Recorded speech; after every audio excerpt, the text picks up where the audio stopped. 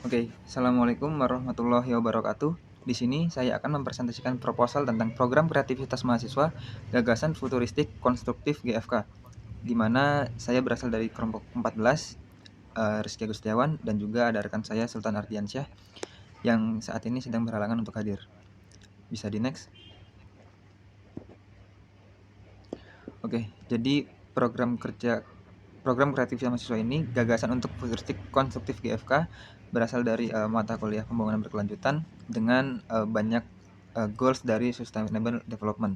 Bisa di next.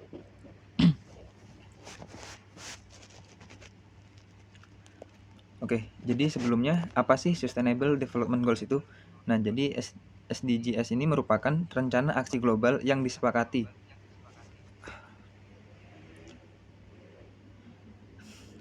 oleh para pemimpin dunia termasuk Indonesia, pengurangan perlindungan dan perlindungan lingkungan.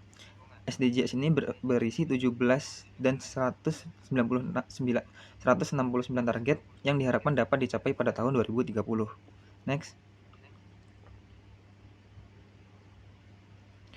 Dan ini adalah berbagai tujuan dari SDGs itu sendiri, di mana ada 17 dari tujuan Sustainable Development Goals ini.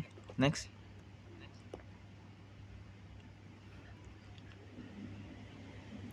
Next lagi.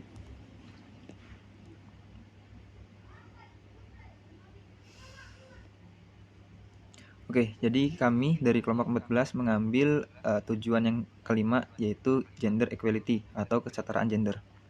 Bisa di next.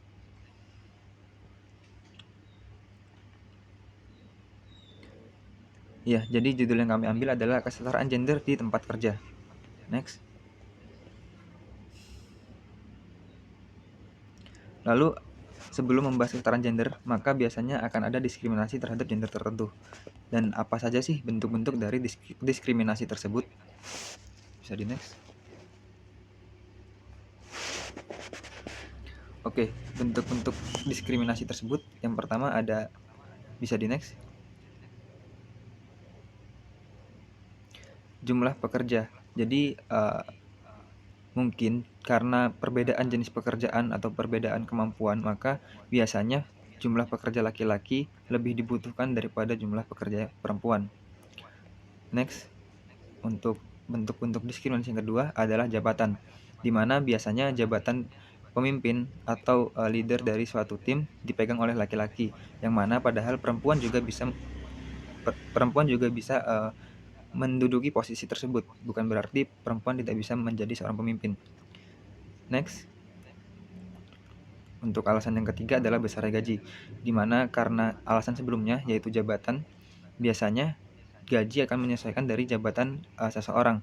Maka dari itu besarnya gaji seorang laki-laki yang memegang posisi yang lebih tinggi dari perempuan akan jauh lebih besar daripada gaji dari pekerja wanita. Next.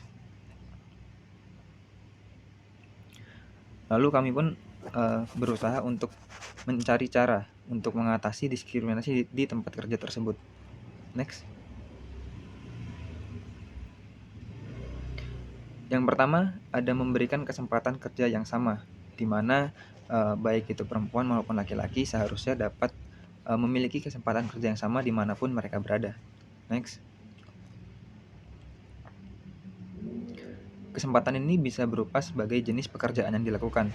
Jadi mau itu pekerjaan berat, mau itu pekerjaan kantoran, ataupun jenis pekerjaan lainnya, pria dan wanita diberikan kesempatan yang sama untuk memiliki pekerjaan tersebut.